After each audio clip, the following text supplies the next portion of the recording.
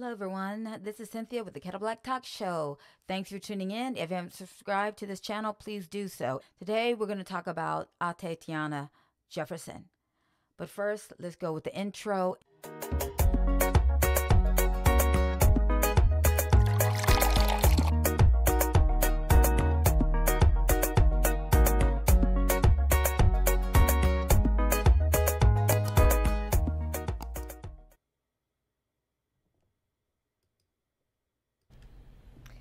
And some people in Texas, a different community, outraged, demanding answers here after an African-American woman was shot and killed by a Fort Worth police officer while she was inside her own home. This happened early yesterday morning. 28-year-old Atatiana Jefferson was pronounced dead after being shot.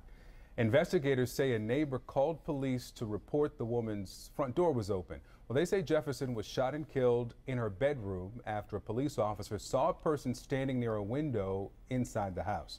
Now, police have released very heavily edited video footage of the incident that shows a gun inside the home. Now, the police officer involved has been put on administrative leave. That's pending an investigation. He joined the department in April of 2018. The Fort Worth Police Department is releasing available body camera footage to provide transparent and relevant information to the public as we are allowed within the confines of the Public Information Act and forthcoming investigation. In its statement, the department also said that it shares the deep concerns of the public and is committed to completing an extremely thorough investigation of this critical police incident to its resolution. Police also said in a statement that officers entered the home and gave the woman medical treatment, but she died at the scene. I'm going to go ahead and show that body cam video if you haven't seen it already.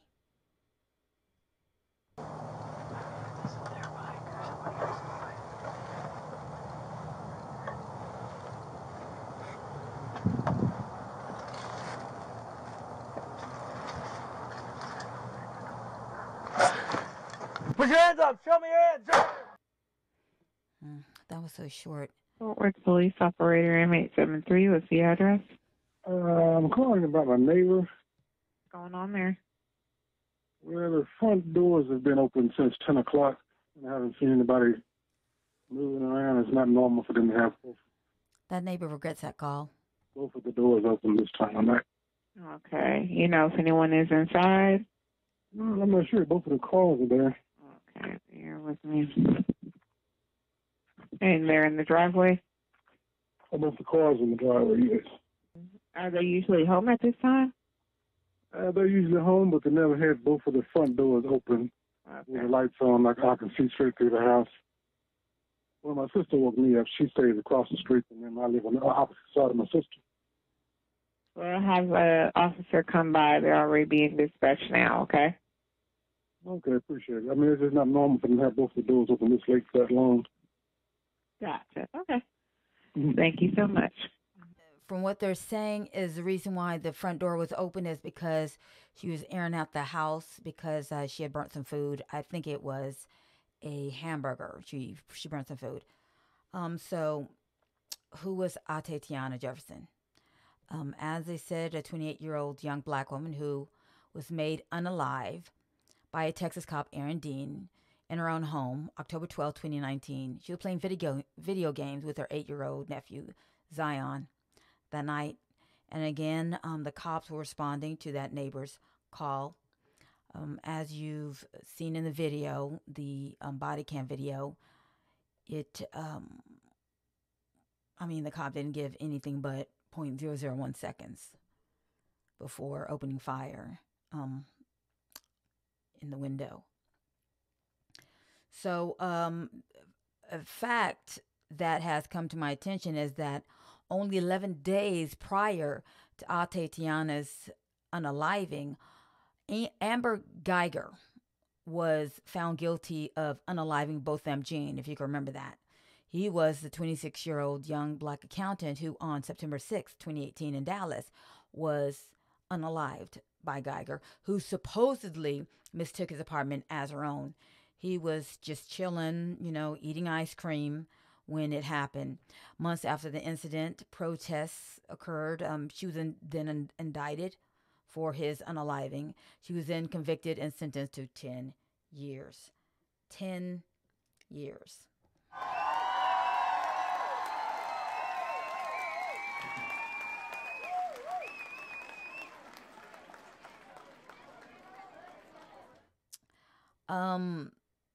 I mean, we can't forget how many, black women and men have been killed by cops. And the only thing that they can find out why it is because the bias of these cops. Basically, because they were black and the neighborhood that they were in, that these cops had preconceived notions and just went in guns a-blazing. This is Amber Geiger, and this is Botham Jean. Yeah, Amber. And I don't think we went over the job interview, but this is going back to Aaron Dean, who unalived Atatiana. First tonight, NBC5 Investigates has obtained a video of Officer Aaron Dean's job interview at the Fort Worth Police Department. He is the officer charged with murder for shooting Atatiana Jefferson through the window of her own home. For the first time tonight, we hear him describe why he wanted to become a police officer. This is key. Interviewers even question him about whether or not he could kill someone if needed. Senior investigative reporter Scott Friedman has the exclusive. Scott? Brian and Meredith, NBC5 Investigates obtained the video of Dean's job interview and his personnel file through an open records request. In the video, Dean describes in his own words why he thought he would be a good police officer, and he answers quickly when asked how he might respond if he had to use deadly force. Fort Rivers, this is applicant Aaron Dean. Aaron Dean. In his job interview with the Fort Worth Police Department, Aaron Dean said he wanted to be a cop because he was looking for adventure. When I was a kid, I wanted to go to the military, thought about it, just never did it. Should have in retrospect, and so this is kind of a way to do some of those same things without having to deploy overseas. I'm interested in working with this department because I want to serve my fellow citizens in a very up close and personal way, interacting with them to help them in a very immediate and real manner. Dean did not hesitate when asked if he would be able to use deadly force if needed. Will you be able to kill somebody if you have to? No problem. A little more than 2 years after that interview, Dean did kill someone. No problem. Okay, next I want to, I thought this was important here, so just watch this. It's going to be a little long, but just bear with me. Like this. She had her left shoulder towards you? Yes. And where did you see the gun?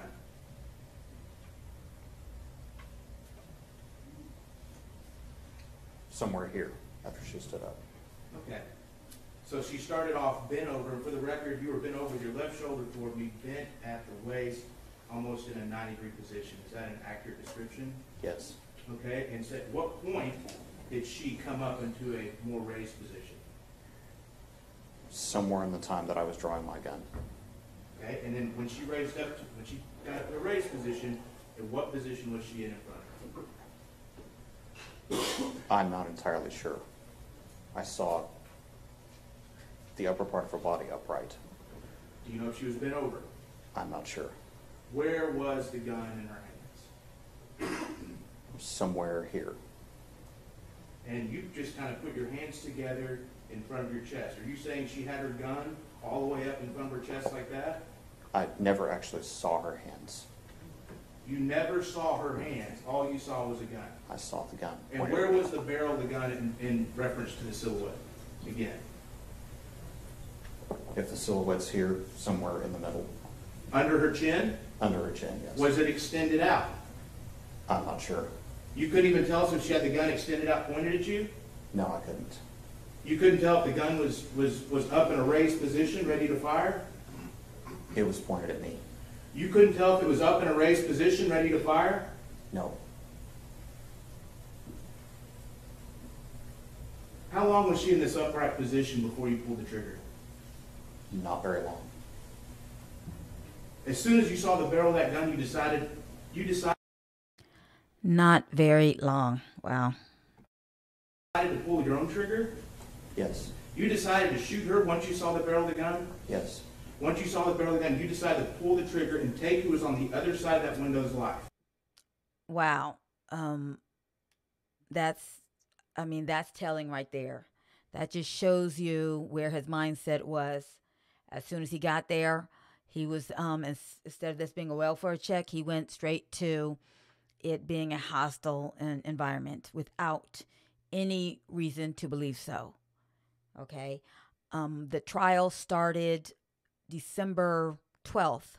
It ended on the 14th. And right now everyone's waiting because the jury is deliberating.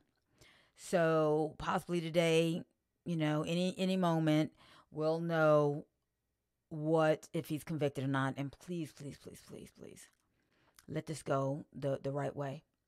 Even though, I didn't watch the whole trial. I've watched bits and pieces here and there. To me, clearly, he's guilty. It's not an accident, mistaken, no. Since Atatiana's passing, there's been, besides a protest, to get action done and then, get it to trial, there have been people who've memorialized her. There's murals all over Texas, like this one right here. And this one I saw, this painting of her, Atatiana, and her nephew Zion. And that just really broke my heart right there. I mean, really.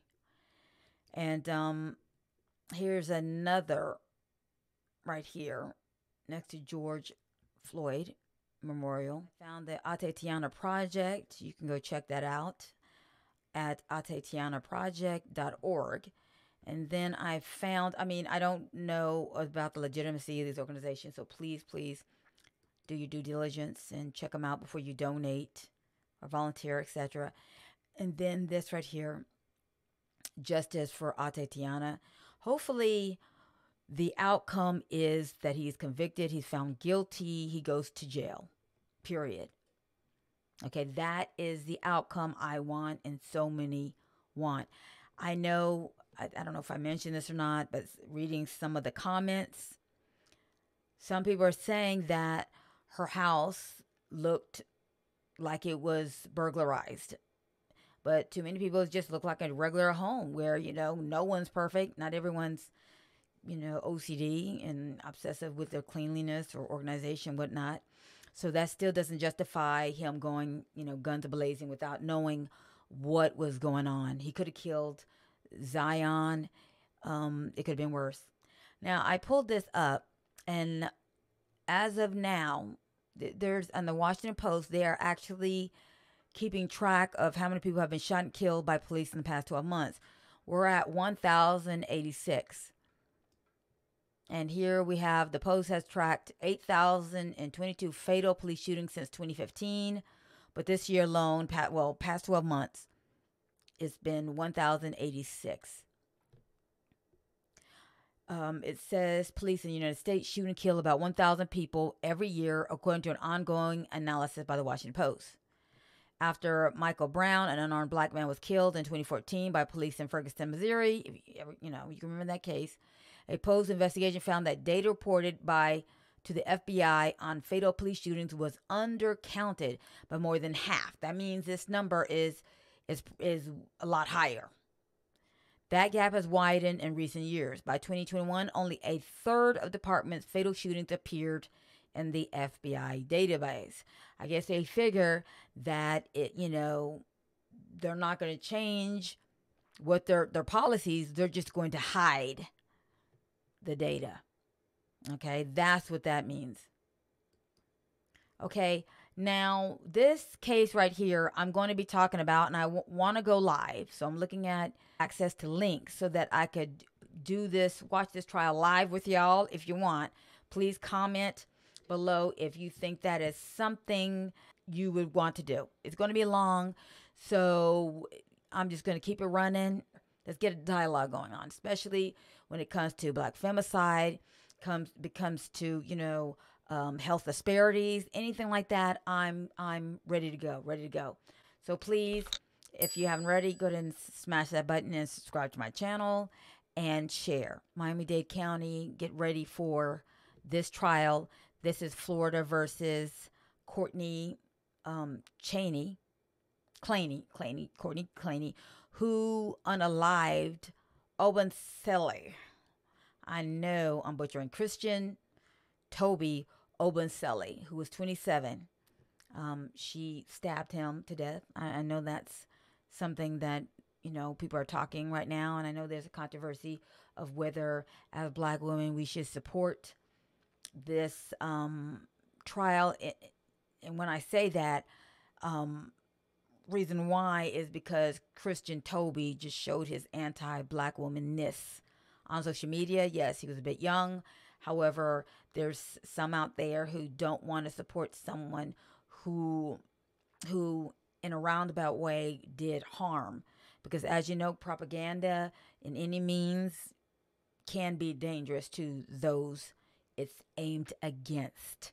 So that's it for the day. I hope you've enjoyed this episode. I look forward to providing content every day or as much as possible. Please bear with me as we get the ball rolling. So far, the past 3 days, it's been, you know, one episode a day. Now, don't forget, like I said, please comment below if you think it's a good idea to go live on my channel and follow the trial of Florida versus Courtney Clancy. I know it's going to be hot. Everyone's going to be talking about it because, my point of view, she's guilty. However, I would like to get the full picture. Although I've seen enough. But to be fair, the trial, you know, is there for a reason. Let's watch it together. Thanks for tuning in.